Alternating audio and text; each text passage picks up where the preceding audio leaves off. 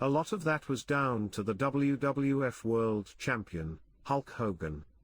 He had taken the belt from the Iron Sheik, after he'd taken it from Bob Backlund, because Bob would never have lost it to Hogan, and since then, Hulk Hogan, and the WWF, had never looked back. What did I think of Hulk Hogan? For his opponents, marks out of 10, I would give 10, for making him look good in the ring. For Hogan, I'd give 0, because as a wrestler, he had no ability at all. None. But it didn't matter, because he had a good gimmick, which Vince McMahon had been quick to take advantage of when he spotted Hogan in the AWA, in 1983. Hulk Hogan had helped a friend of mine, Dave Schultz, get in the AWA, which at that time was a good promotion, as in, wrestlers were lining up to get in. I know that the two of them, Hogan and Schultz, had become good friends, and when Hogan joined the WWF, he made sure that Vince took Dave as well. To tell you the truth, I never had much to do with Hulk Hogan or his friends. Apart from seeing him in the building just before the matches, our paths never really crossed. Don't get me wrong, if Hogan was in the same room as you, he'd be polite and friendly, he'd shake your hand, buy you a cup of coffee. But he wouldn't really give a shit about you. I can remember getting off the plane with all the other wrestlers, and while we had to go and sort out a car to rent to get to the hotel, Hogan would be chauffeured away in a big limousine, waving to us through the window. Schultz didn't stay in the WWF very long. When the promotion was featured on the 2020 show on TV, which set out to expose the wrestling business, he got into a bit of trouble. The reporter, John Stossel, told Dave Schultz he thought wrestling was fake. Dave replied, "You think it's fake?" and slapped him and knocked him to the floor. The guy got up and Schultz said, "What the hell's wrong with you? That was an open-handed slap, you think it's fake?" And then he slapped the reporter again, even harder. I know a lot of people thought that was all set up for TV, I mean that was more or less what the show had been about. But it wasn't. It was just Dave Schultz being Dave Schultz. The TV company filed a lawsuit against the WWF, and soon after that Dave Schultz left. I never saw him again. Whatever you thought about Hulk Hogan, his gimmick was a big draw, no question about it. And it sparked off a whole load of wrestling gimmicks, some good, some awful. Vince McMahon was always coming up with new ones. Some were just plain stupid, for example, Ricky Steamboat, when he became Ricky the Dragon Steamboat, and he had to do all that Bruce Lee bullshit on the top rope. And Terry Taylor as the Red Rooster, with his hair painted red, walking round the ring, going, cluck, cluck, cluck. But all of that was just for Vince's own amusement, at least, that was my opinion. I've seen him many times, sniggering and laughing behind the curtain at some of the things he had the wrestlers doing in the ring. And you either did it, or you were fired. So when he walked in the dressing room one night with our gimmick, a pair of real bulldogs, I thought we'd got off lightly. In fact, the dogs weren't a bad idea. We walked them down to the ring, the people loved them, we wrestled, and after the match we handed them back. A few weeks later, at the next television taping, Vince brought just one bulldog. He handed the lead to Davey Boy Smith and said, "There you go, take her to the ring." We needed to think of a name for it, and if it had been a male dog, we'd have called it Winston. But it was Vince who came up with the name Matilda. Me and Davey looked at each other a bit blank, shrugged, and set off down the aisle with our new mascot, Matilda. Waltzing fucking Matilda. When we came back to the dressing room, Davey handed her back to Vince, but he said, "No, that dog's yours now. You keep her." When we were touring, she traveled in the Sky Kennel, which cost $20 a day, and we flew that dog everywhere, New York, Los Angeles, Detroit, Calgary, you name it, Matilda went with us. In a way, it was a shame for Matilda, because when we first got her, she was a very quiet, placid dog. We had to make her bad-tempered, by provoking her a little bit in the dressing room, so that she'd go for our opponents in the ring. For example, she hated Slick, the manager, because he used to prod her with his stick, not hurting her, but aggravating her, and getting her mad. And it worked. When Davey put her in the ring near Slick, she went for him. Slick panicked, jumped up on the top rope, fell off backward and broke his arm. But as far as the gimmicks went, Matilda the Bulldog saved us from a lot worse. All the kids loved Matilda, and Vince had the idea of using her in an anti-smoking campaign. We taped a sort of public health warning, which was shown during an episode of Saturday Night's Main Event. I put a cigarette in Matilda's mouth, and a load of green smoke started coming out of plastic tubes that they'd taped to her ears. Then I said something like, "Don't smoke, kids, it's bad for you," which was a bit rich coming from me. Early in 1986, the WWF was building up for WrestleMania 2, at that time, the biggest event they'd ever put on. In the run-up to our tag team title shot, we had a lot of matches, straight tags, cage matches, and a few six-man tags, with the champions, Greg the Hammer Valentine and Brutus Beefcake. The Dream Team. Greg was a good wrestler, not a flyer, but a hard hitter, and I got on well with him. But sometimes he complained about our matches. He walked in the dressing room one night and blew up at Rene Goulet, one of the road agents. He was shouting, "Every time I come out of the ring with the Bulldogs I can't get out of bed the next day. I'm being suplexed on the back of my neck, thrown over the top rope, blah, blah, blah, fucking this, motherfucking that." He was really upset, and I don't know why, because I thought they were great moves. But anyway, I did like Greg. He was a good, solid wrestler, and he always delivered the goods. Brutus Beefcake, on the other hand, was a load of shit, in my opinion. Like one or two other wrestlers, he got into the WWF only through his friendship with Hulk Hogan. In fact, while he was in Portland, working for Don Owen a couple of years earlier, he wrestled as Dizzy Hogan, Hulk Hogan's brother. WrestleMania 2 took place at 3 different venues: Los Angeles, where Hulk Hogan defended the world title against King Kong Bundy; New York, with George the Animal Steele wrestling Randy Savage for the Intercontinental Tide; and Chicago, where the tag team title match was. Ozzy Osbourne was the special guest ring announcer for our match. It wasn't long, maybe 15 or 20 minutes, but it was a good match. Especially the finish. Davey put a headlock on Greg and shot him off to the ropes, right onto where I was waiting on the middle rope with my head down. I took a fall backward onto the concrete, while Greg fell backward into the ring and was pinned by Davey. That was it. The British Bulldogs were the new WWF World Tag Team Champions. And for that match, for 15 minutes in the ring, we were paid $20,000.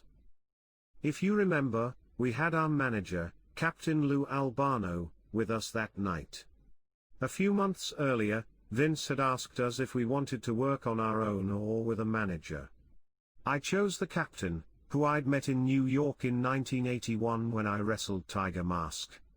He had a good character, in the ring, out of the ring, even in the dressing room, and I thought the captain would be good for our image. At first Lou and the other managers like Slick and Mr. Fuji were on the road with the wrestlers 7 days a week. When the WWF started making cutbacks, they only appeared at the television tapings. But in the run-up to WrestleMania N, the captain joined the Bulldogs for some 6-man tag matches against the Dream Team and their manager Jimmy Valiant. Lou couldn't do much in the ring, so most of the time we had to leave him on the apron. One night, just after I'd tagged Davey Boy Smith in, I stood on the apron next to Lou, and he whispered to me, "How many are in tonight?" I looked around, casually, and whispered back, "About 5,000. The next night in Syracuse, he did the same again. This time there were about 8,000 in the building. Bear in mind that we were the main event. Lou said to me, "We'll have done all right then, won't we, kid?" I said, "We have, Captain. We'll be all right." This went on all week, until we got paid at the end of it. Vince gave the captain his check, which was for the same amount that he always got as a manager.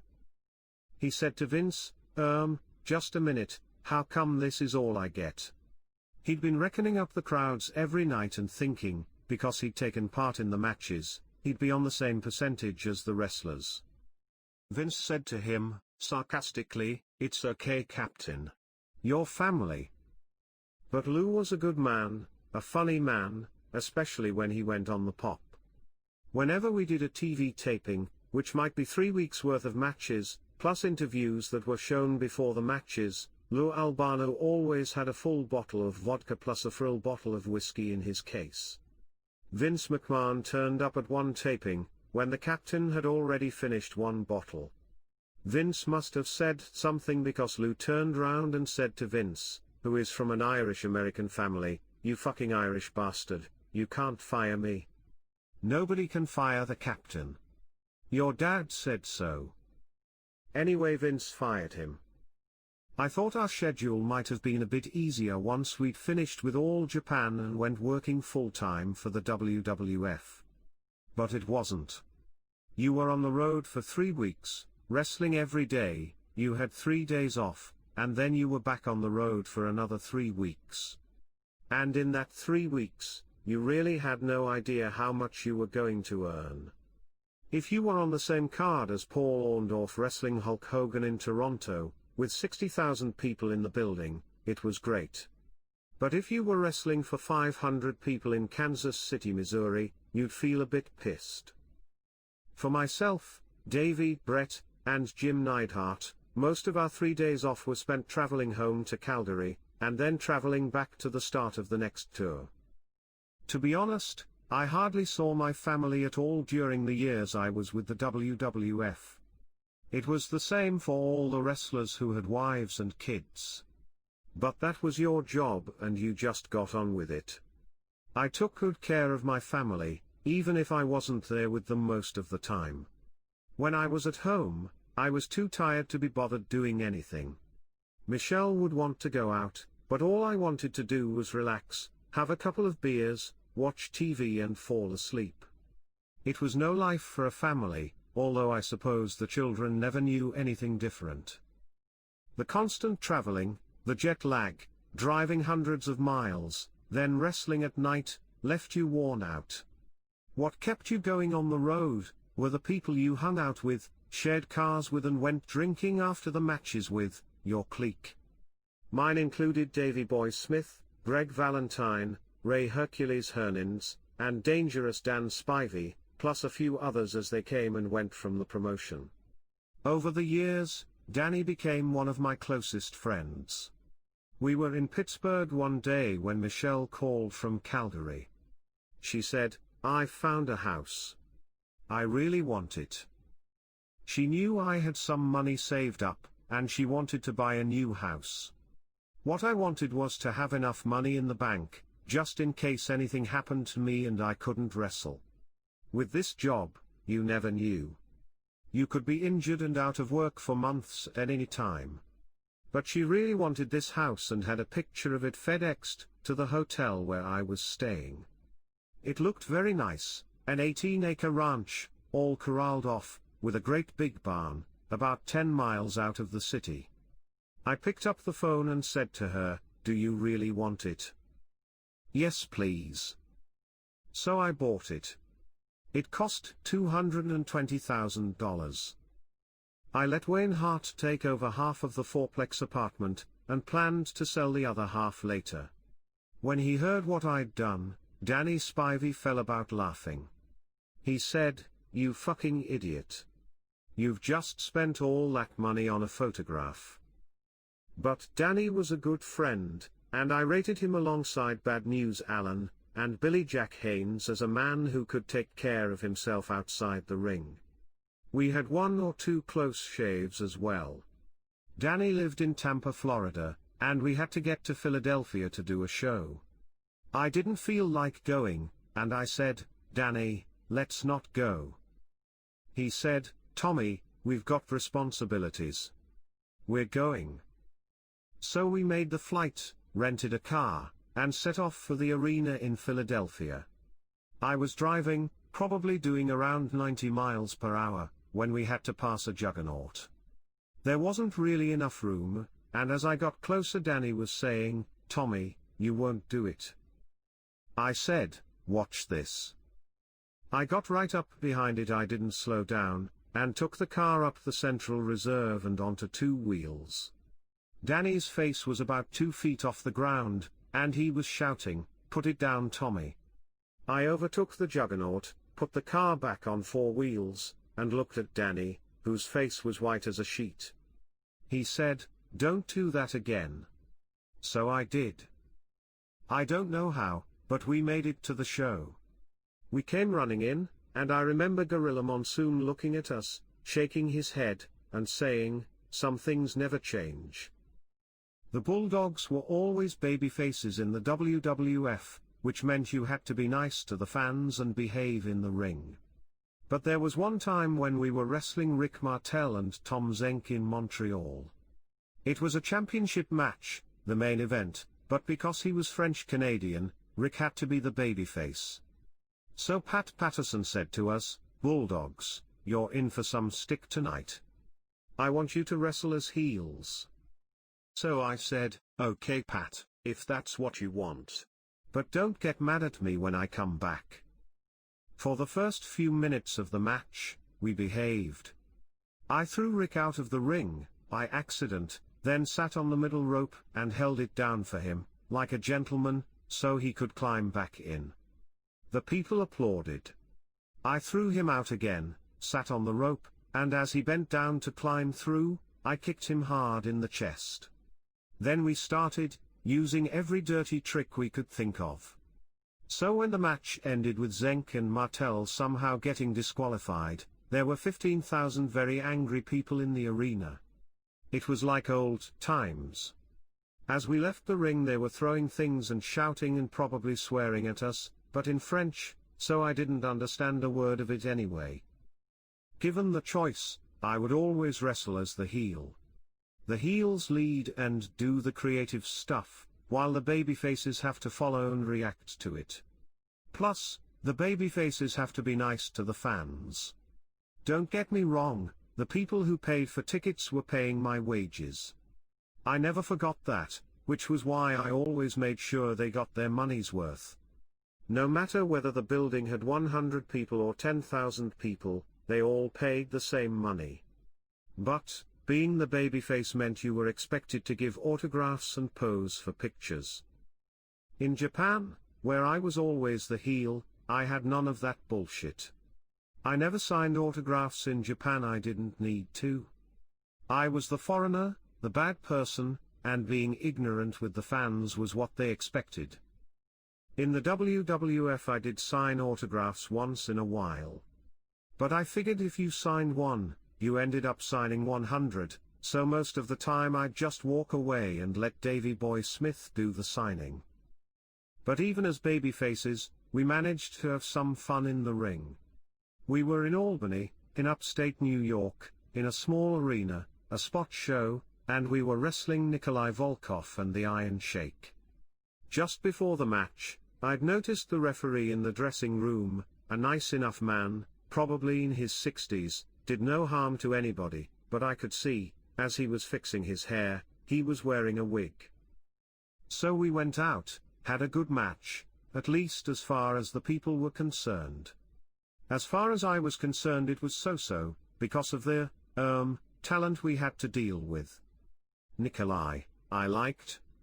He was a good man, a big strong man, but his ability in the ring, well, it was maybe a little bit better than the Junkyard Dog. And he was very nervous in the ring, terrified of being suplexed or body slammed. The Sheik, who had been an Olympic-style wrestler, was pathetic. I didn't rate him in the ring and had no time for him out of the ring. Anyway, the match had been going about 15 minutes when Nikolai threw me into the ropes and caught me in a sleeper. I was losing it.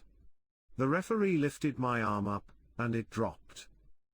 I whispered to Nikolai, "Tell him to get a bit closer." So he did. He lifted my arm a second time. It dropped again. This was a title match, and I could hear the people getting excited, going, "Ooh." So the third time the referee lifted my arm, I reached up and pulled his wig off.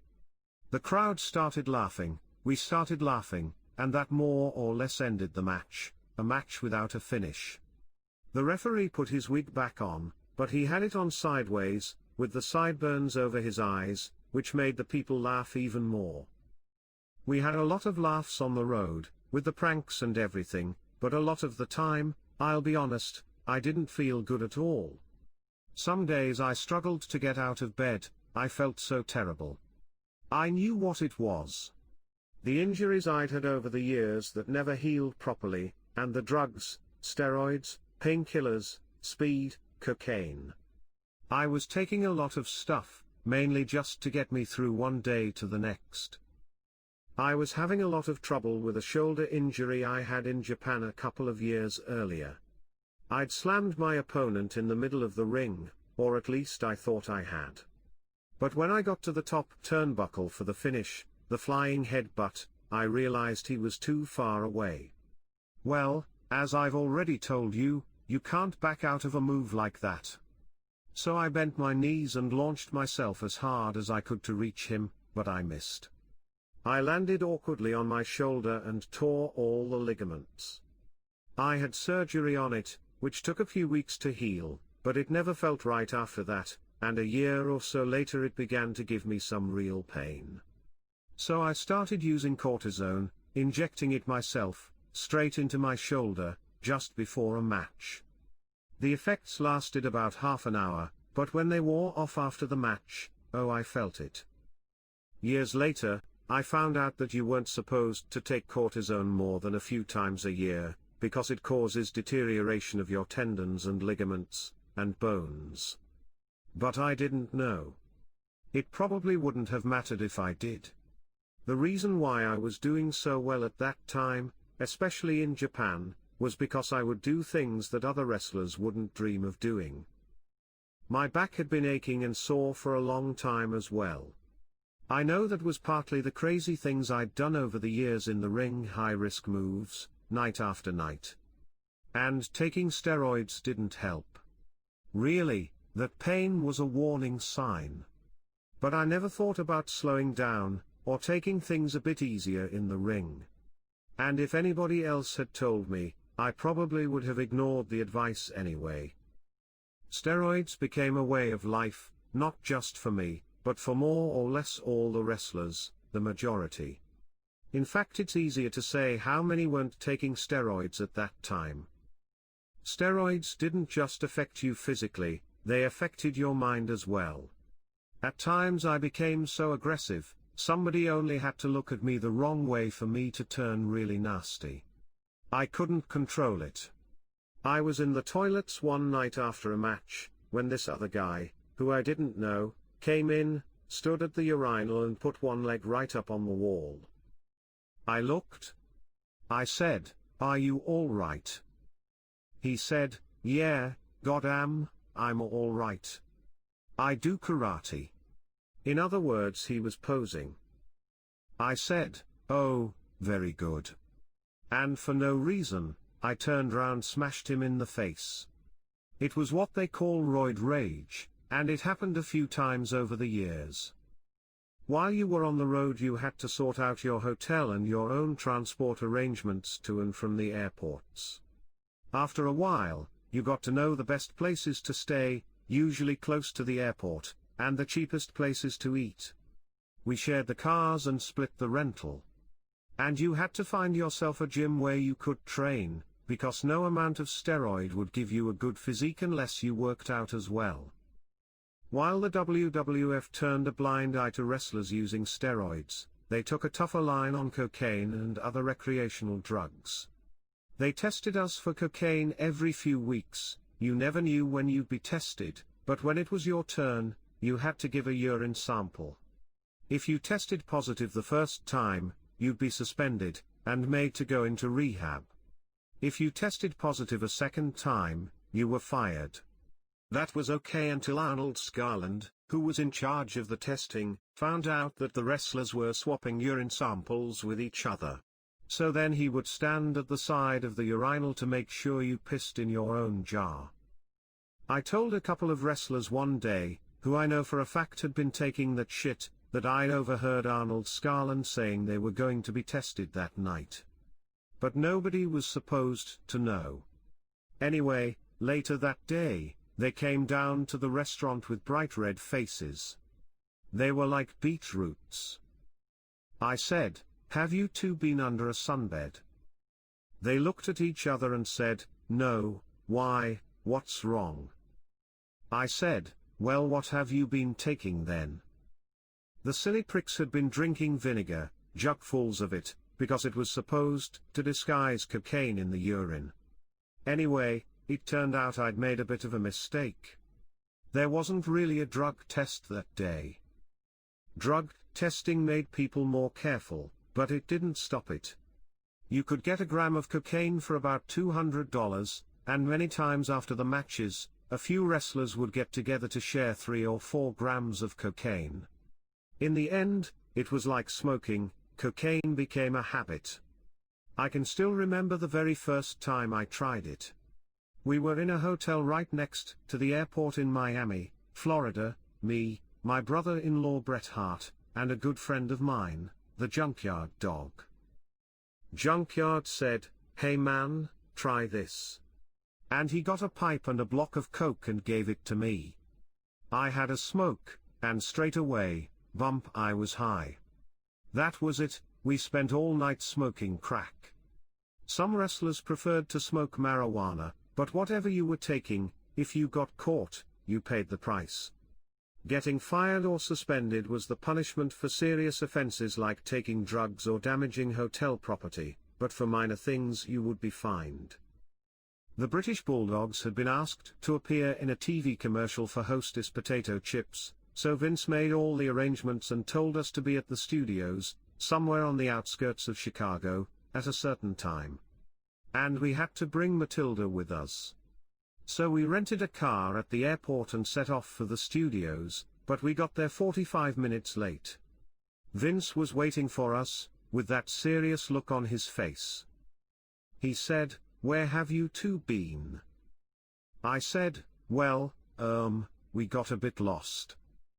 Vince said, "Even if you were Hulk Hogan, I would do exactly the same thing that I'm going to do now. You, Tom, will pay a fine of $1,000 and you, Davey, will also pay a fine of $1,000. I said, "What for?" "For making me look stupid. The cameras and crew are ready and you are late." Anyway, we got changed and the director gave us our lines. All we had to say was, "We're the British Bulldogs and this is Matilda. She loves Hostess potato chips," and then give the dog some chips to eat. That was it. We got paid $20,000 each for that. Vince had some arrangement with the potato chip company because all the bags had WWF wrestling stickers inside for kids to collect. The year after, Hostess wanted us back to do another commercial, but Vince said we were too expensive. He got Strikeforce, Tito Santana and Rick Martel to do it instead, but those two suckers only got $10,000 each. True to his word, Vince docked the $1,000 fine from our wages. And we weren't the only ones he did that to. Haku, who later became King Tonga, was fined after an incident in a bar in Cleveland, Ohio. He was chatting up this woman, just being sociable, when Jesse Barr, or Jimmy Jack Funk, who'd had a couple too many, started calling the woman names like, a slut, and a bitch. Haku said to Jesse, hey, take it easy. But he ignored him and carried on being abusive. I left the bar soon after that and didn't see Jesse until the next morning at the airport. He had a big patch on one eye, a bandage across his head, and he was holding his ribs as if he was in pain. I said, "What happened to you?" Jesse said, "Well, last night, King Tonga turned into King Kong. He did all this. And for that, Tonga was fined. After WrestleMania 2, we carried on wrestling the Dream Team for a few weeks. We beat them more or less all round the circuit, apart from the non-title matches, when they often got the win. Later on during the summer and fall of that year, we had some matches with the Hart Foundation, which in my opinion, were probably some of the best tag matches the WWF had ever seen, at that time. I always enjoyed wrestling Bret anyway. Jim was a great character in the ring, and our styles were well matched. In between matches with them, we wrestled Nikolai Volkov and the Iron Sheik, Don Mako and Cowboy Bob Orton, and occasionally, Demolition. I wasn't sorry when the Sheik got fired. He failed a drug test, after he'd got somebody else, who he thought was clean, to provide a urine sample for him. Only they weren't, and the stupid bastard didn't even realize he'd been done. Not even when Vince McMahon called him to his office and told him he had tested positive. He said, "Oh, thank you very much." He thought it meant it was okay. One of the last times we wrestled Volkov and the Sheik, before he left, was the night I was shamed in front of 20,000 people. The trouble with having animals at ringside was that you never knew what they might do. With Matilda, we had to make sure she didn't have anything to eat or drink just before we went to the ring, in case she did anything in it. We were in the Nassau Coliseum in New York, getting ready to wrestle Volkov and the Sheik. Matilda was in the dressing room, and without me or Davey Boy Smith knowing it, Nikolai decided to feed her and give her a big bucket of water to drink. We got to the ring, it was a sold-out crowd, and Davey put Matilda in the ring so that she would chase the Sheik out the other side, just like she always did. But on this night, she stood in the middle of the ring and wouldn't move. Me and Davey looked at each other, wondering what was wrong with her. Then she squatted and did the biggest piss I have ever seen in my life. It was running over the edge of the apron. I didn't know where to look. The State Athletic Commission called Vince McMahon and told him that the dog was barred from ever coming in the building again. And after the match Nikolai admitted to us, a bit sheepishly, that he'd given her the water, because he felt sorry for her. Can you imagine what we felt like? Bloody shamed? All the people were laughing, even Vince thought it was funny. We had to get the ring boys in with brushes to sweep the piss off the mat so we could wrestle. The only people who weren't laughing were the wrestlers who hadn't had their matches because that mat was wet through, and it stunk. But, thinking about it, it could have been a lot worse. In December that year, I brought Ted Betley, my former trainer, over to Canada from the Isle of Man, to stay for a few weeks. He had a great time, mainly because all the wrestlers treated him like royalty. He had to fly to Edmonton without me one day, and he went with Demolition, which was Bill Eadie and Barry Darsow, instead. He was having the time of his life. But his biggest ambition had always been to go to Madison Square Garden. Vince McMahon had promised me, a few weeks before Ted came over, that he would fix everything up for him in New York. And I'll say this for Vince, he kept his promise. He put Ted in a VIP box in Madison Square Garden, and had him treated like a king. Ted had brought a video camera, and as I was driving through the middle of Manhattan, well, you know what the traffic is like there, he kept shouting, "Tommy, stop. I want to film this." He wanted to film everything, even a tramp living in a cardboard box. But he thought New York was great. Ted was in Calgary when the WWF ran a big show at the Saddle Dome, a sellout, with 14,000 people in the building. Ted was going round getting the wrestlers to sign his autograph book, and they did, Bret the Hitman, Jim the Anvil, Greg the Hammer, Jake the Snake, even Andre the Giant, who could be funny with you at the best of times. He was playing cards with some of the wrestlers when I said to him, "This is Ted Betley, who used to be my coach in England. Would you give him an autograph?" Well, Andre had been trained in England many years ago, by Tony and Roy Sinclair, so I think he had a bit of respect for Englishmen. Anyway, he said, "Sure boss. I'll sign for Ted." He called everybody boss, even the midget wrestlers. Well, Ted was made up. He had everybody's autograph, apart from one, Brutus Beefcake. Beefcake didn't know who Ted was, and definitely didn't know he was my trainer, but the fact that he was in the dressing room meant that Ted must have been known to one of the wrestlers. Put it this way, in the same position, I would have signed for him. But when Ted asked him, Brutus said, "I've got no time for fucking autographs. I'm going in the ring." When Ted told me what Beefcake had said to him, I was so mad, I could have done him there and then. I told Greg Valentine, but he more or less begged me not to hurt him. So, on that night, I didn't. But I knew, in a couple of days' time, we had a cage match against the Dream Team. And once I had him in that cage, Beefcake had no chance of getting away. I never let on to Beefcake that there was anything wrong, but I had it in mind on December 14th, inside that cage, I was going to mess him up big time, for the simple reason that he was ignorant to Ted. Anyway, I didn't. Because what happened on December 13th, in my opinion, made Brutus Beefcake the luckiest man on earth.